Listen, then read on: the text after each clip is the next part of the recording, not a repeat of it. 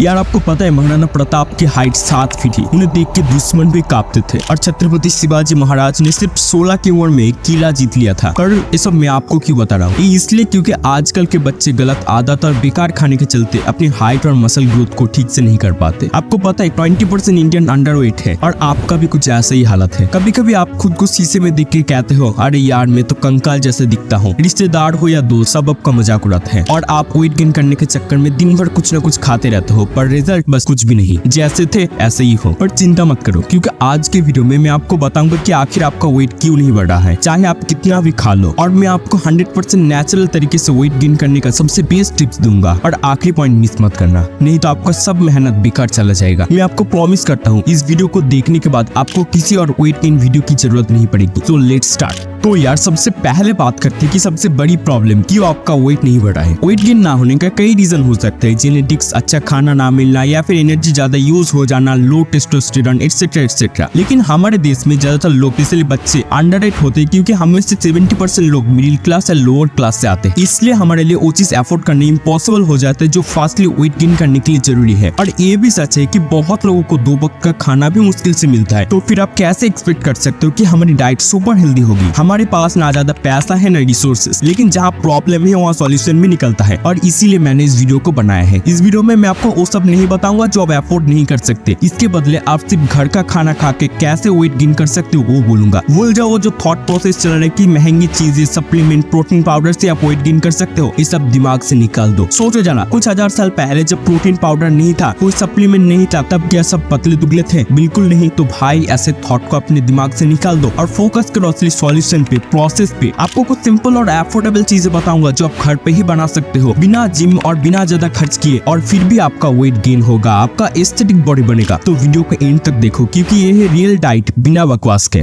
तो यार सबसे पहले समझना पड़ेगा कि वेट गेन करने का असली प्रोसेस क्या है। और इस प्रोसेस को समझने के लिए आपको अपनी बॉडी को बैंक अकाउंट की तरह देखना होगा। सोचो आपका बॉडी एक बैंक अकाउंट है जिसे हर दिन एक्टिव रखने के लिए आपको 2500 रुपया यानी कैलोरीज देना पड़ता है। अब हर दिन के एंड में ये रुपया यानी कैलोरीज खत्म हो जाता है क्योंकि हम इन्हें यूज कर लेते हैं। अब इमेजिन करो अगर आप अकाउंट में हर रोज 2500 रुपया डालते हो तो वो एंड ऑफ द डे खत्म हो जाएगा। लेकिन अगर आप थोड़ा ज्यादा, मान लो 2700 या 2800 रुपया डालते हो तो वो एक्स्ट्रा रुपया बैंक अकाउंट में सेव हो जाएगा। बस ऐसे ही अगर आप थोड़ी ज्यादा एक्स्ट्रा कैलोरीज कंज्यूम करते हो तो वो बॉडी में स्टोर होने लगता है और इससे ही आपका वेट बढ़ने लगता है। सिंपल फंडा है, लड़कों को हर दिन 2500 कैलोरीज और लड़कियों को 2000 कैलोरीज की जरूरत है। और अगर आप सिर्फ जितना रिक्वायर्ड है उतना ही कंज्यूम करते हो तो आपका वेट स्टेबल रहेगा। लेकिन अगर आप थोड़ा ज्यादा यानी सिर्फ थोड़ा सा ही ज्यादा कंज्यूम करते हो तो आपका वेट बढ़ने लगेगा। और ये प्रोसेस सुबह से ही शुरू होता है। कैसे, चलो बताता हूँ।